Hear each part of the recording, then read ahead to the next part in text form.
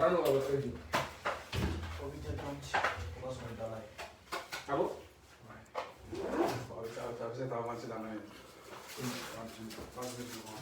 Qual é o bout de drôle? Comme ça, chargeur plus 2. Hein? Chargeur plus 2, comme ça. Ah ouais, chargeur plus 2. Chargeur plus 2. Washemimbe ye washemimbe eyo hala kodama. Kufunga dun trem John. Ah, muso ya.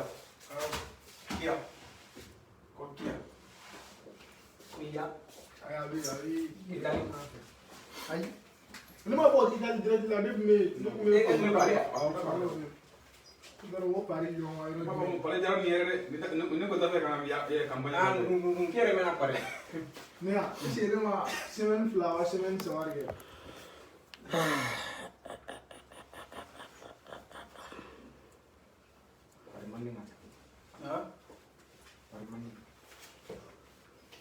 Bon, nenga video damnena.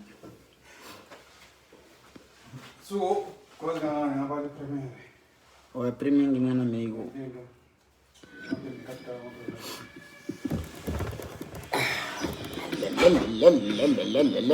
Le. Aulika. Ni auli wajibi.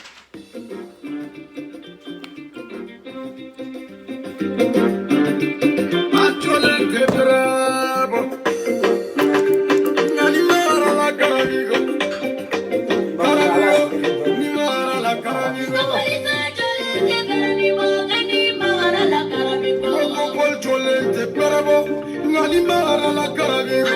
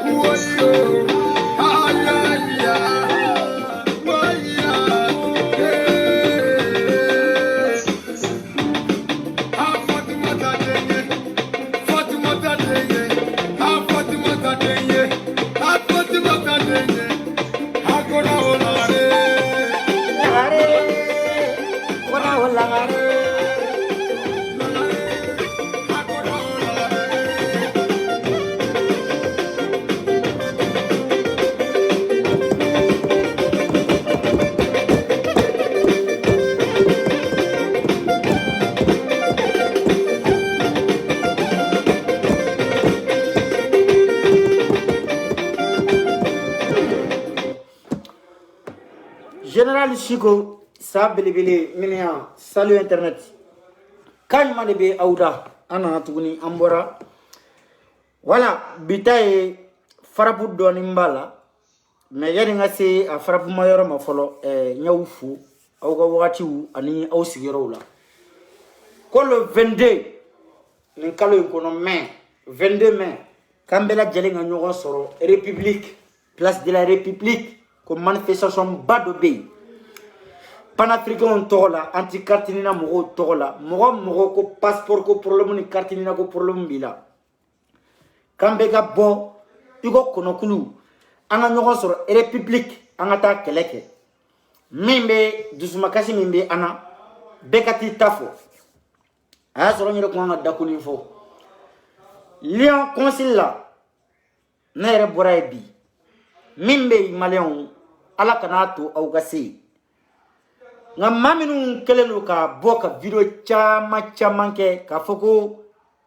aminu megata consilu datugu mo be gata consilu datugu ka ba consilu maku datugu ko ka maleon be tachen ma fauta ngalo ene nga nyaw ci Lion Consil la akata la je mimbe na Australian Consil la ba utege daw kuna au be kashi binetra Lion Consil la Camerounais de jolé no dala halite do consulat kono kabi be na ibe jo dala abila sigi sans kumbe kana sambe ka mogo goshi dala ako mogo tedu Camerounais ngati jo Mali consulat dala Mali ngana kubinu ga jamana papier ko la Camerounais ngafo ka utedu sambe au bugo consulat dala au faso dala avec la ka ou menacer ko nawye a insister ka be do ko police ba u fara ka bo nyona ne ngo bala wa ko bala ngo alhamdulillah min fora awma ja tiendo ngolonte o ala kambe sahaba ma o kama malien dembela jelen wolele nu le 22 de ce mois bela jelen ngabo comme konokulu anga nyogo sur république a kartina ko kele min be kono be kata nyefo inafo ras 24 be ka fo awye chogo mina ani soutenir ninga kan ayaka papier perdu nin kelena aya ali famille do perdu nin kelena aya dombaga do perdu aya kanumbaga do fana perdu nin kelena o ni aw nyina aras 24 fana ko kelena abe ko mi ajamfara ama jamfa akelente comme kelen damine kuma adamine na kamika abe laba o kanka de ango fembe bala fo jamfa ate toi kelela amana tige chogo malion be minun kume degun kono minun ba nofe wa minun be sa am nofe ok mana kele ngana na ke kele julangolo le 24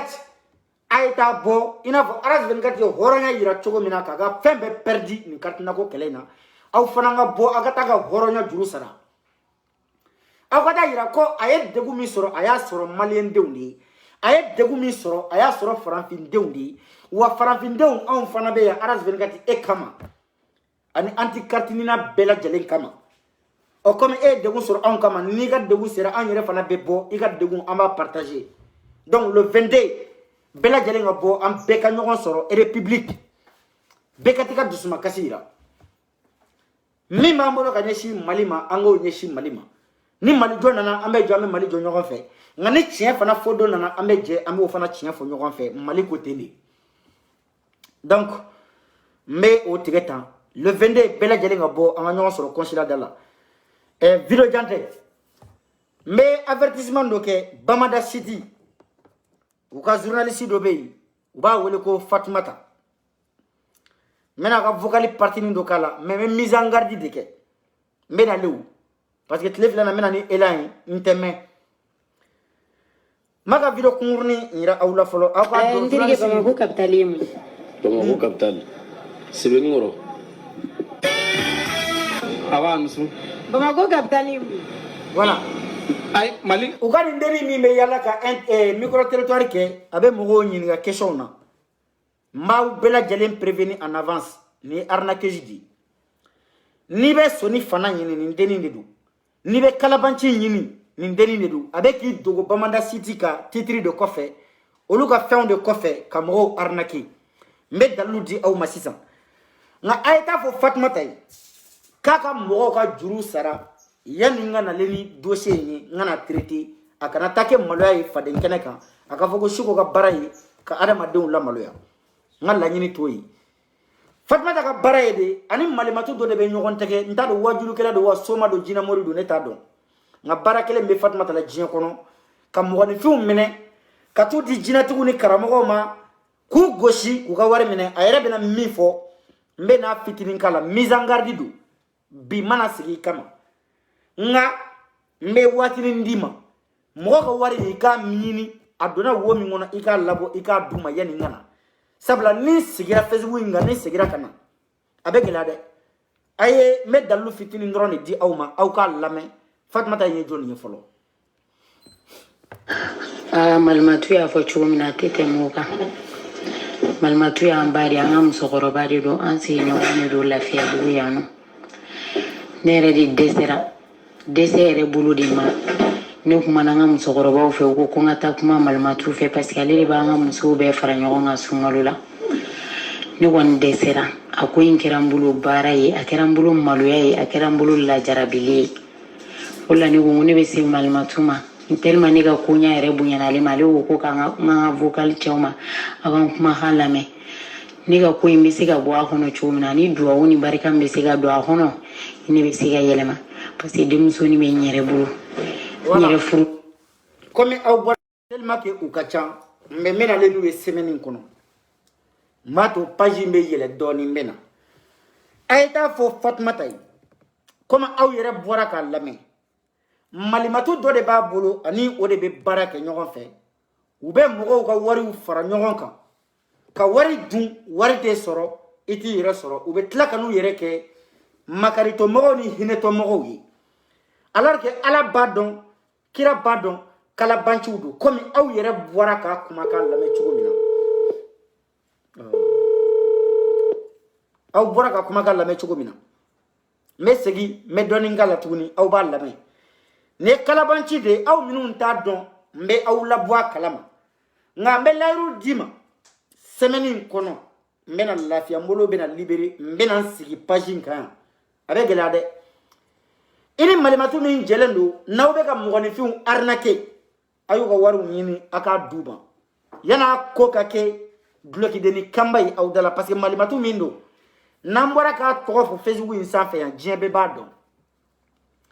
bɛɛ dalen don a la ko hɔrɔn don hɔrɔnyakan bɛ bɔ a da silamɛyakan bɛ bɔ a da mais nangaraba don mɔgɔw ye danaya ta k'a da e kan sabula i bɛ kuma jama de ɲɛma i bɛ ci dɔ de lase jama ma mɔgɔw y'o ta ka o da i kan o titiri da i kan o kɔrɔ tɛ k'i ka mɔgɔw arnaquer dɛ k'i ka mɔgɔw bɔnɛ u ka nafolow la a kuma tɛ bɛn donc don dɔ de bɛ d'i ma mɔgɔw ka nafolow fara ɲɔgɔn kan Fatumata i bɛ diɲɛ wo min kɔnɔ mɔgɔw ka nafolo fara ɲɔgɔn kan i ka taa d'u ma i y'a minɛ cogo min na i ka taa d'u ma ten yan'a ka kɛ dulɔkideni kanba ye n bɛ da o ma bita ye n b'i i averti ni mana ni mɔgɔ ka wari ye n bɛ délai dɔ d'i ma n bɛ nale ni nana min dun ye segin ko t'a ko la dɛ n b'a a video n b'a décortiquer vocal ka ca yan a caman bɛ yan n ɲɛ b'a la donc mɔgɔ ka wari ɲini i ka taa d'u ma avertissement don n bɛ dan o yɔrɔ la donc le 22 mai an bɛɛ lajɛlen ka ɲɔgɔn sɔrɔ république